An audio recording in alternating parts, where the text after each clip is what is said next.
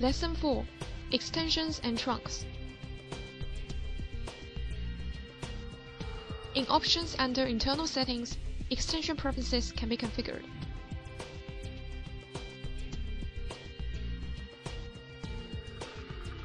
There are 6 types of extension range, including user extensions, ring group extensions, paging group extensions, conference extensions, IVR extensions, and queue extensions. Define different ranges makes it easy to recognize and manage, and also avoid the problem of setting the same extension. You can keep the default settings or define extension range as you wish. Click Save and apply changes.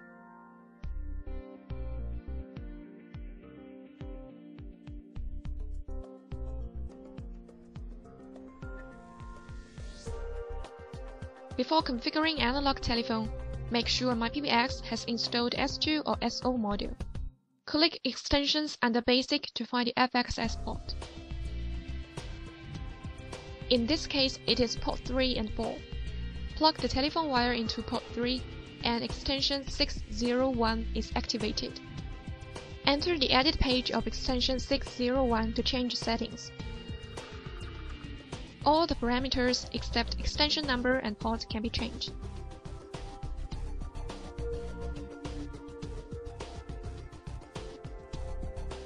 Click Save and apply changes.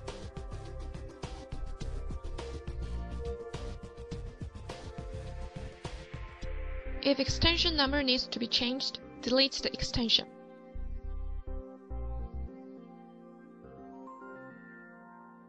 Click Edit in the relevant port to reset the extension number.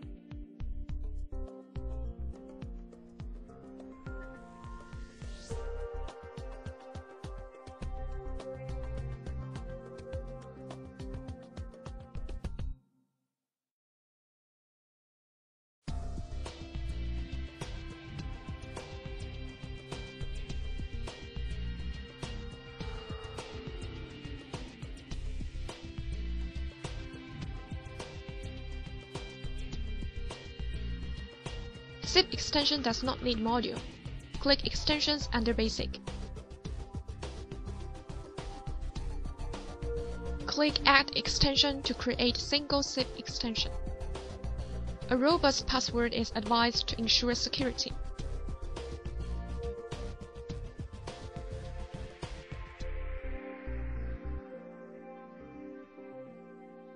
Click Add Bulk Extensions to create multiple extensions. For example, create 10 SIP extensions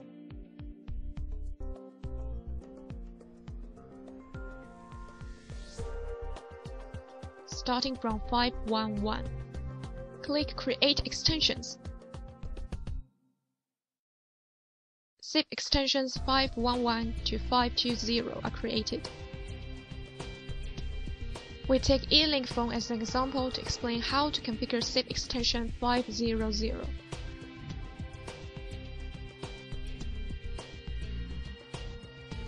In the browser, enter the phone's IP address, which must be in the same network segment as MyPBX.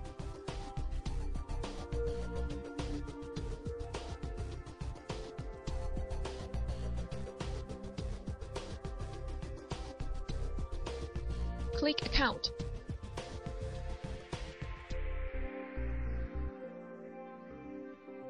Choose one available account to register SIP extension.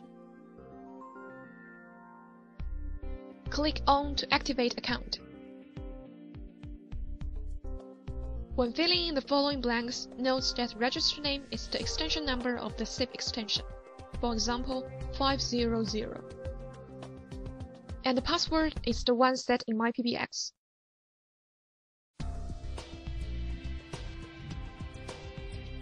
In SIP server, fill in the IP address of MyPBX. The port is 5060 by default. If UPD port in MyPBX is not changed, leave the default port as it is. Click Confirm and wait for the phone to register.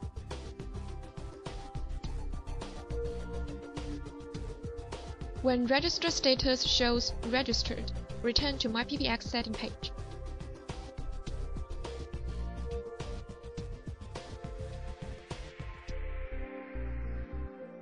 Click Line Status to check if the extension was successfully registered. The blue sign of a phone indicates SIP extension 500 is registered. Pick up 500 and dial analog extension 606. 606 rings. Pick up the phone to answer. MyPBX also provides phone provisioning feature to configure IP phone in bulk, which saves time substantially.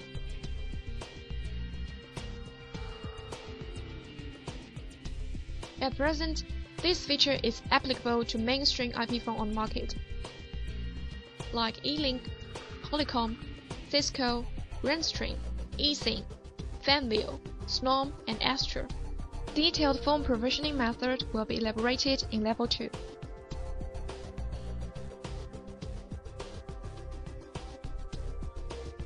Click Trunks under Basic. MyPBX supports BRI Trunk, Analog Trunk, GSM UMTS Trunk, VoIP Trunk, and Service Provider Trunk. Let's see them one by one. BRI Trunk. To use BRI Trunk, remember to insert BRI module beforehand. In configuration page, we can see the ports of two BRI trunks are 5 and 6. Enter the edit page.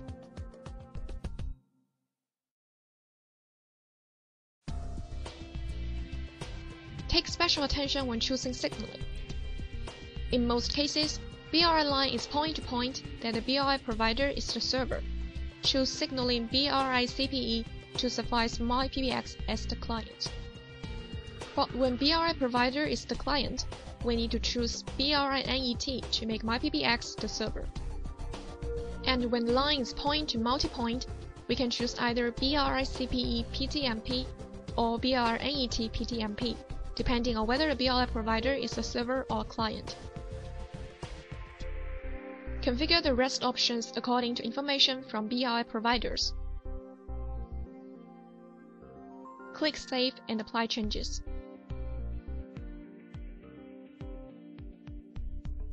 Part 5. Analog Trunk. It is also known as PSTN Trunk. Realize use of this trunk by inserting O2 or SO module. The page shows that ports are port 1 and 2. Enter the edit page and configure the settings.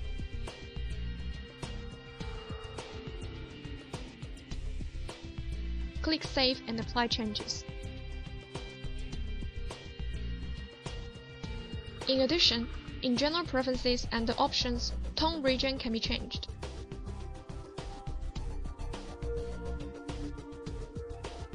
The tone includes dial tone, busy tone, and ringback tone. We choose United States, North America here.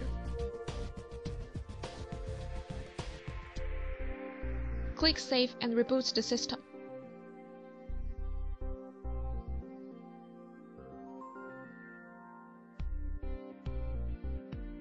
Insert GSM UMTS module beforehand, and do not forget to insert SIM card. Enter the edit page to configure trunk name, volume, and pin. Click Save and apply changes.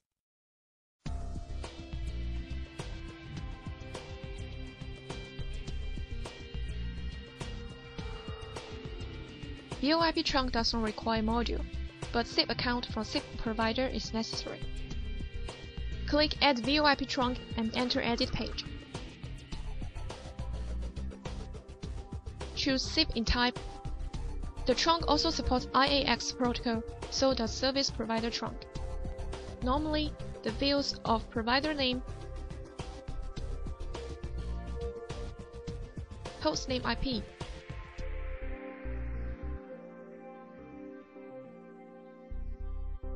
domain,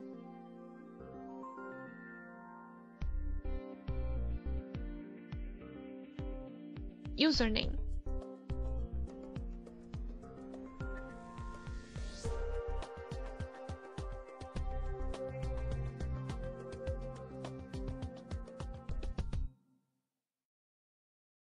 authorization name,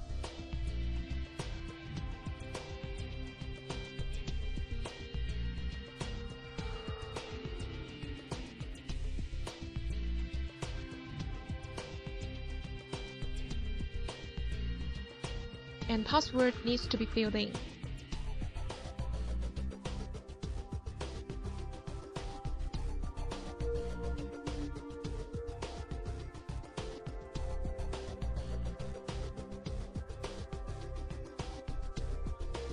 The rest of the fields, unless otherwise demanded by SIP provider, can be left blank. Click Save and apply changes.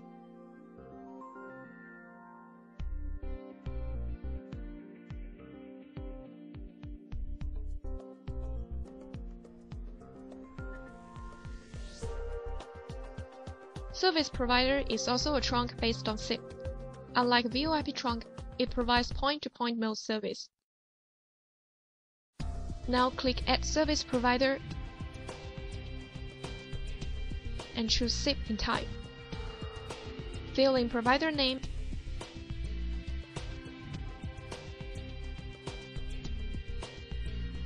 and hostname IP. No username and password is required. Click Save and apply changes.